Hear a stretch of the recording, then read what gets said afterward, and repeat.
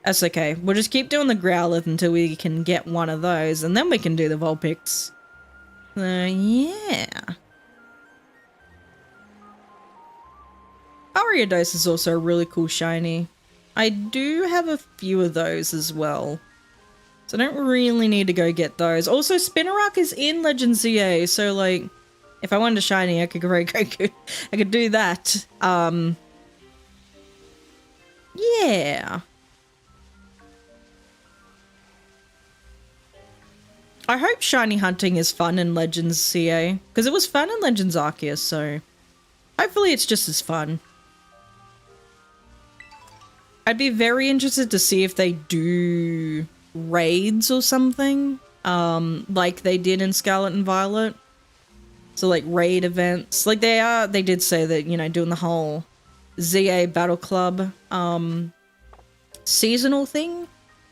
I know there is that, but I wonder if they're gonna do raid. Maybe not. Maybe it's only maybe even the only online thing is the ZA Battle Club. I'm not too sure. I highly doubt it. I think they would have probably more to it. If that is the only thing, that would kind of be stupid, but yeah. They'd at least have, like, you could trade. You could probably trade with people, at least, like, surely.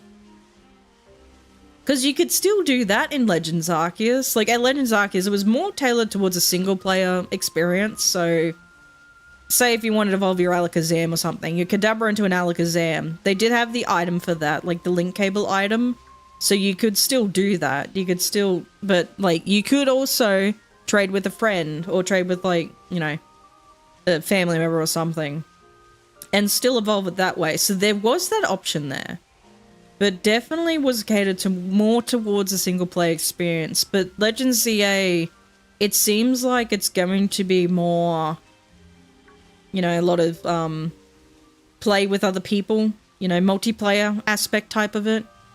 But I'm wondering, like, this is what I'm thinking, like, is it just going to be the ZA Battle Club? Surely not. Like, they'll definitely have trading. But I'm just wondering if there's going to be something else to it. I don't know. Because, like, with Scarlet and Violet, like, yeah, it has the raids and stuff, but there's also the Union Circle, or whatever it's called. Like, some Pokemon could only evolve using the Union Circle, which is, like, Palafin, which I think is the only one. Finnison into Palafin. I think that's the only one who does that. The Prairie is another one, I just can't remember. Yeah. I don't know, it'll be interesting. I am excited to, you know, jump into it and see how it goes.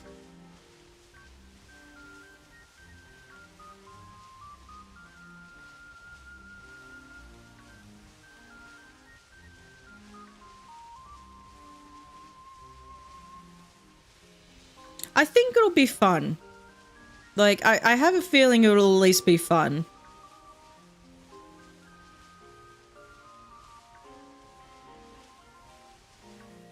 I am also interested to see how, like, the research stuff is going to go, because they did say that Mabel, who was, like, used to be a part of Team Flare in X and Y, she is, like, she's the was she acting professor? She's the acting research professor, and she's got, like, her whole, there's, like, research tasks similar to Legends ZA. So, Legends Arceus. Sorry, I keep getting those mixed up. So there's that similar to Legends Arceus. So yeah, it'll be interesting to see if it, you know, if it expands a bit more from what Legends Arceus had, or if it's probably more of the same. Because I still kind of enjoyed the, like I still kind of enjoy the Legends Arceus research stuff. But it'll be interesting to see if they expand on it a bit more. Yeah. Been avoiding spoilers. I don't even know how the game is, but I'll give it a go. Yeah. Like, I've seen, like, not seen, but, like, I've, like, heard about, like, the people who went to Paris and, like, sort of had a bit of more hands-on experience with the game. I've seen people play the demo bit, and I think that was, like, during Anaheim. So I think Austin John plays. I've seen a little bit of his one, but not a whole bunch, so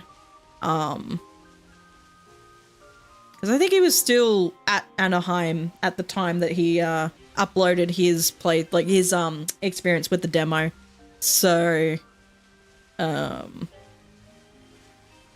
he wasn't able to go too in depth into it.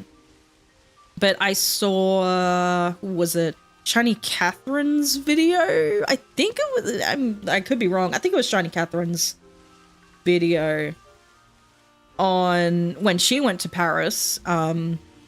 She said she enjoyed it, and I don't know. I kind of highly respect, you know, Catherine's opinion. So if she enjoyed it, then hey, who knows? I found a shiny Growlithe. It's your puppy. It's got Intimidate. I love Intimidate.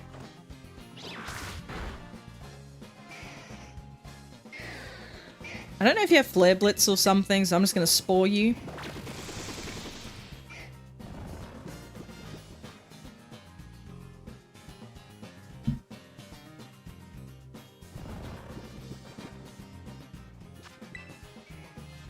Hiya!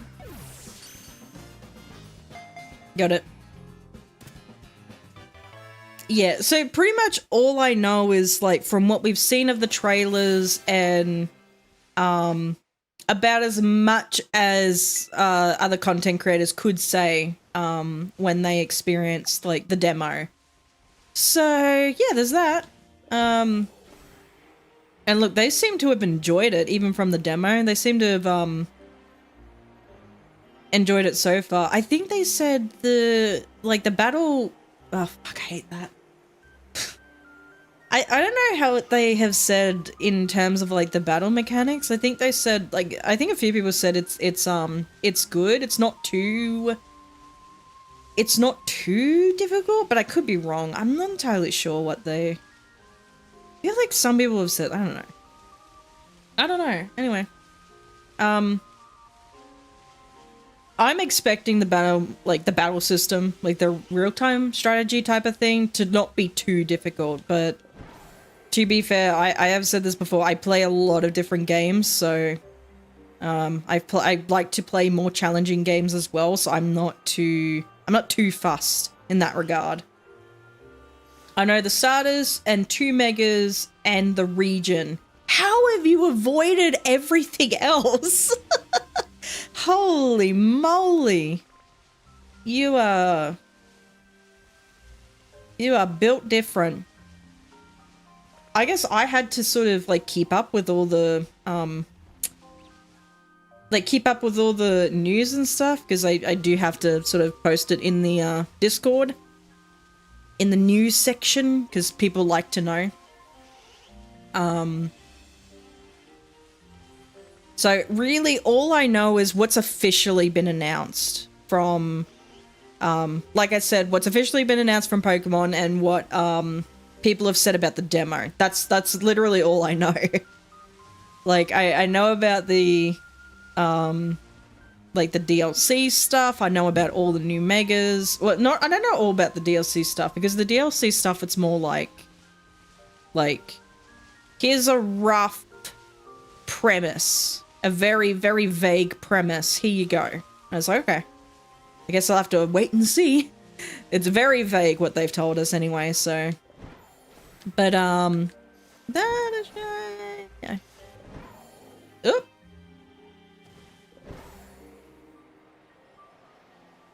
I started avoiding spoilers for upcoming games like a decade ago. Honestly, it makes games more fun for me. Yeah, definitely.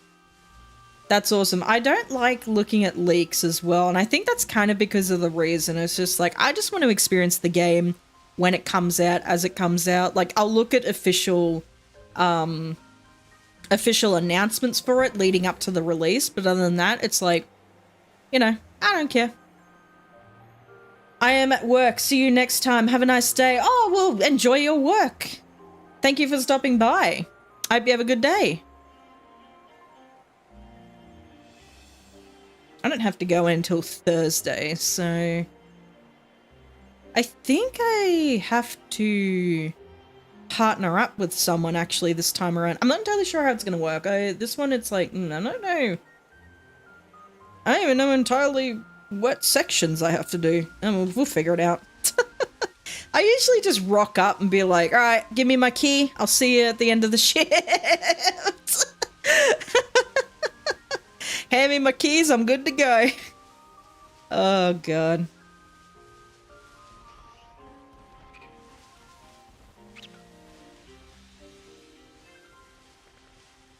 It was interesting last time I had to go because... Well, I had to go.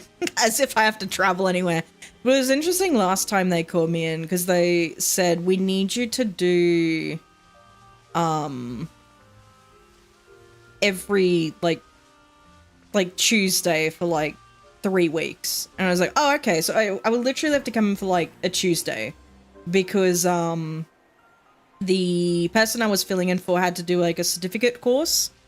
So they had to do their TAFE course or whatever. I don't know what they're studying and I don't particularly care. So, yeah, I just rock up for one day and then be really annoyed at what is not getting done. Because this person is super fucking... Like, no, like, I like this person. They're a very lovely person. But good lord, are they lazy? Nothing gets done. And then I think the final shift I had to do, I had gotten less than an hour's worth of sleep. I just couldn't sleep that night. I rock up, nothing had been done the night before. I think the rubbish had been done, which thank fucking God. But that was it. Like, nothing had been done. None of the tables had been wiped down, or cleaned or whatever. None of the... none of the buildings had been, like, finished. Like, nothing was done. I didn't think anything was done. And I was like, okay. I was just done. And I think I got to the end of the shift and I was like, I'm going to do the rubbish and then I'm going to do fuck all for the rest of the day, because at least then that was the, like, final day of school. So, that was holidays afterwards, but I was like, I'm gonna do fuck all. I don't give a shit. I just got so fed up. I was so angry. I was tired. I was annoyed. Everyone was pissing me off. It was just one person pissing me off, but like just everything pissed me off. I was like, no, not today. Fuck this shit. So in the morning, I at least got it like manageable. Like I at least got it presentable and mostly clean. And then the afternoon, I was just like, yep, I'm done. Rubbish is out. I'm done. I'm just going to chill on the chair. I'm going to sit down and do fuck all. No, I think there was just a lot of rubbish. So it took me quite a while to get the rubbish out. Oh, also I had to do the toilet because I do a toilet block as well. But I also have to do the toilet block with another person. So we just kind of chatted most of the time. Then she's like, can I help you with your section? I'm like, I literally have rubbish to do and then I'm done. There's nothing to do. So I said, yeah, you go to the library and help the that person there, but otherwise I'm pretty much done. So I did my rubbish, did the toilets, and then I was like, I'm out. I'm done. I'm just gonna chill for the rest of my shift.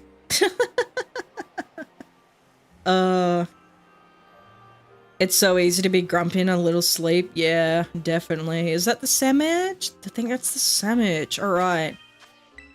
I didn't get a Vulpix, but that's okay. How much time left? Oh god, I've been in for like 7.5 hours. What do I want to do?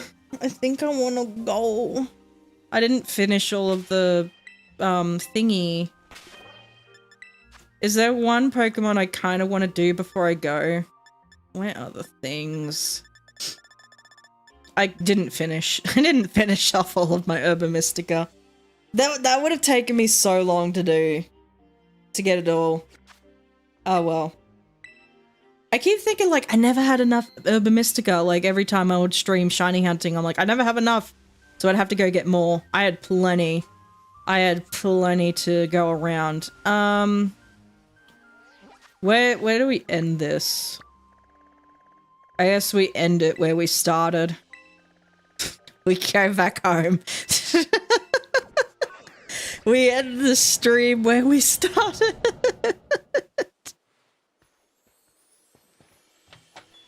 Going to bed. Where's the mum? There's Mother Dearest. Hello, Mum. Good to have you home.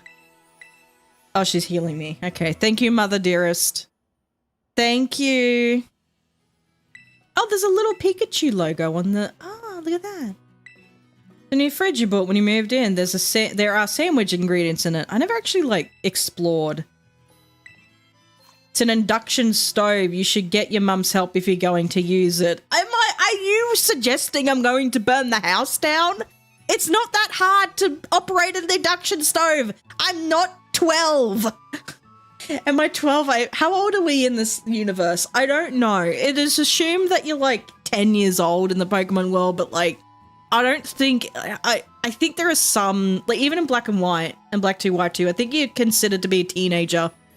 Am I like a teenager? Am I 14? Who knows? There's like Campbell's soup here. What is this? What? It's a nice big sink. Is kept fuck, I can't eat. I can't English. The nice big sink is kept sparkly clean. There are lots of fresh, juicy looking fruits. I can go out here. This leads out towards the vegetable garden. Better use the front door. Why can't I use the back door? That never made sense to me either. There are a lot of things in this game that makes no sense. That is one of the weird ones. Like, why? Come on down to Every Which Way. Every kind of sandwich, any way you want. Our subs are handmade by pros and perfect for picnics. Cool. Oh, there's a little guy. What is it called? The substitute guy. And what else can I see? This artwork is entitled Patchwork Light. It's got different colors of paper pasted together. It's your mum's room. Better not go in there without asking. I'll do what the fuck I want. Actually, I just realized my room doesn't have like a door. It doesn't even have like a proper railing. Here, I could just fall down. Mother, apparently if I cannot perform operation on an induction stove, why is it that I do not even have safety railing in my own bedroom, Mother? Anyway. Little stickers. And then we're done. Can we sit down in the chair? We can't even sit down in the chair! That's bullshit! What is all this? Who actually read all this? Auto heal. The Stellar Terra type. Stellar type's terrestrialization. Let me try that again. Stellar type terrestrialization grants a boost to moves, but only once per move type. I never understood stellar types, so I don't care. Star Barrage. Oh, this thing. Who cares? Actually, before I finish, there's one thing I kind of want to do. I think I can do it. But, hold on. Give me a second. I'll be back. There's one thing I said I wanted to try before I left. I never gave it a try, but I'll be back. I gotta pick a spot. There. I have to walk? The indecency. Why can't I fast travel there? It's so stupid. I never tested the Star Barrage on the Switch 2 because I remember I wanted to like them, but it was so awful to do it because it was so laggy. It was just the worst thing, but I can do it now, I think. Let's give it a go. Why is he dressed up? What are you doing? Okay, I got this. Get out of my way.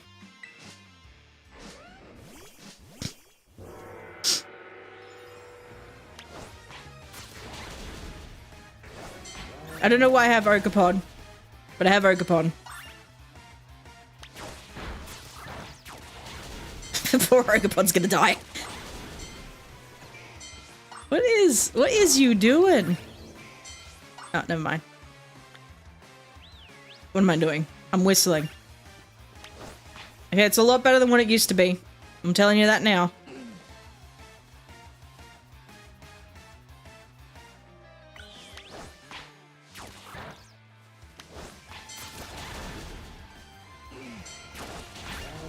Okay, Ponyo's dead. We kind of figured that though. We could just like solo this with the Garchomp, it's fine.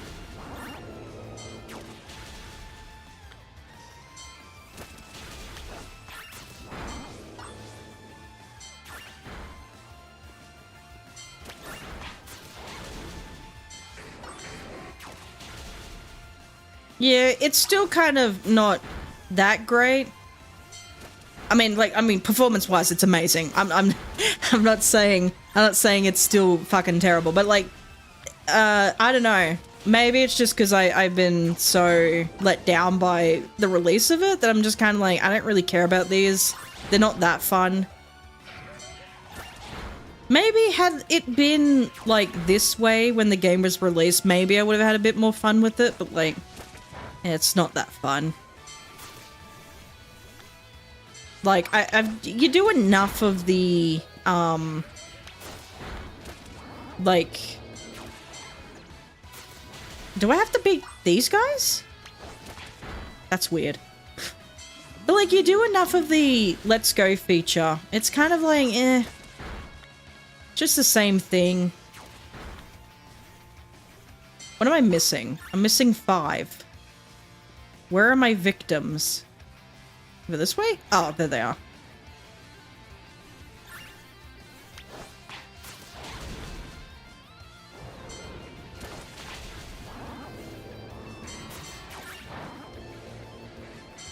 There we go. I did it. Yay. Yeah, no, that wasn't fun. I didn't care.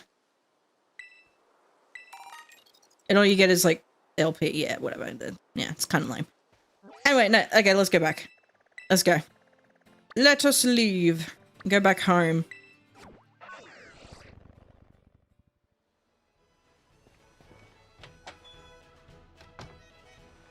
Okay. Well, I, for one, am kind of glad we're moving on to a new game. It's been so long since this game had been released. Well, it feels like it's been quite a while. Like, when was it released? Like 20 something? I don't remember. Hold on. How long has it been? Like 3 years? 4 years? 3 years. 3 years sounds right. When was it released? 2022. Oh yeah, that's 3 years. Yeah. 3 years since it's released. We've had quite a while with this game. There were ups and downs, definitely. Look, for the most part, I enjoyed it. I did enjoy this game. I just do wish that, like, when it was released, it performed, you know, not, like, it didn't chug, but, like, with the Switch 2 upgrade, it's like, you know, people celebrate it, like, yay, it's better now, but, like, it's what it should have always been. Other than that, no, I did enjoy this game, honestly. Like, I enjoyed the time I spent with it. I enjoyed the streams that we did with it.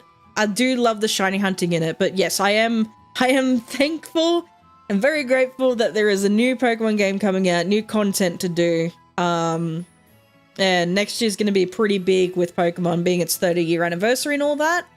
So, highly likely that we'll get Gen 10, but not gonna be assuming that we're going to get it. It just seems like it is highly likely that it might be. But Scarlet and Violet, yeah.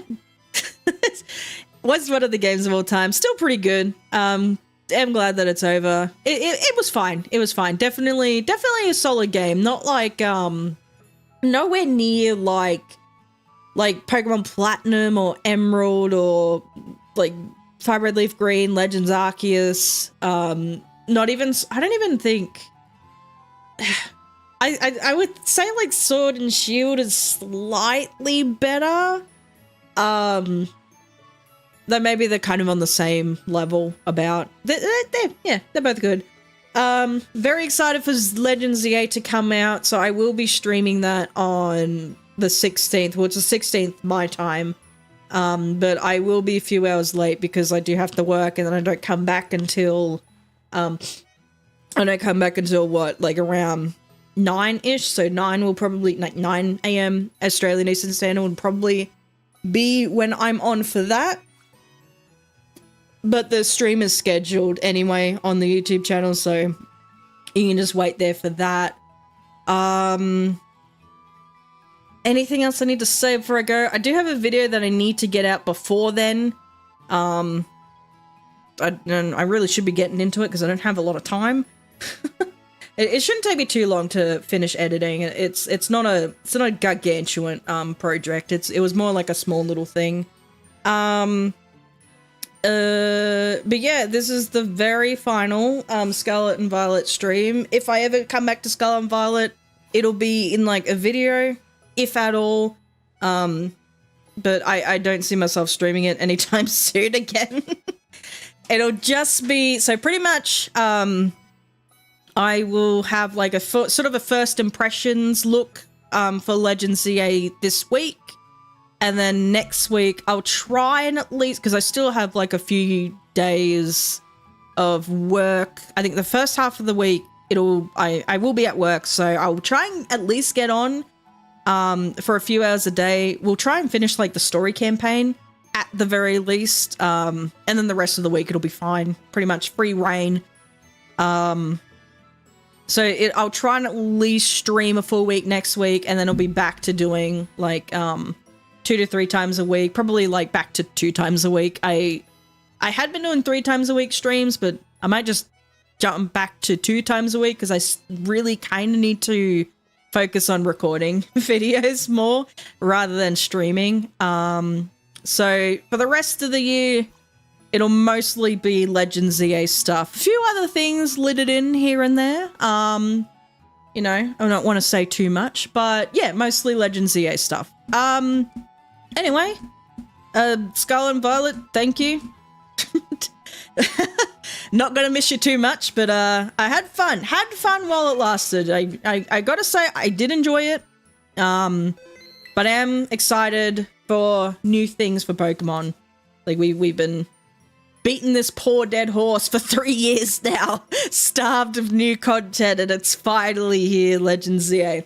But anyway, thank you all so much for joining. I know it was a really long stream today. In terms of like a YouTube stream, I suppose. Like if this was a Twitch streamer, they'd be like, huh, about 8 hours, nearly 8 hours. Oh, that's what I ate for breakfast. But no, long stream for me because I haven't done a long stream in a little while.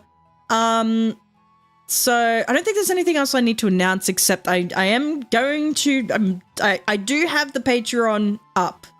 But I haven't really announced it yet because I haven't been able to upload all the videos just yet.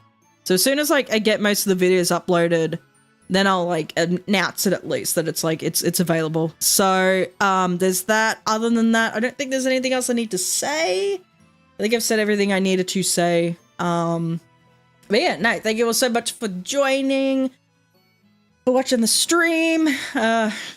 Take care of yourselves, make good choices, all that. I'm not your mother though.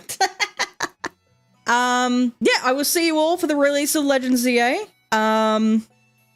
If not, then I hope you have enjoyed. I hope you enjoy the rest of your week. I will see you all next time.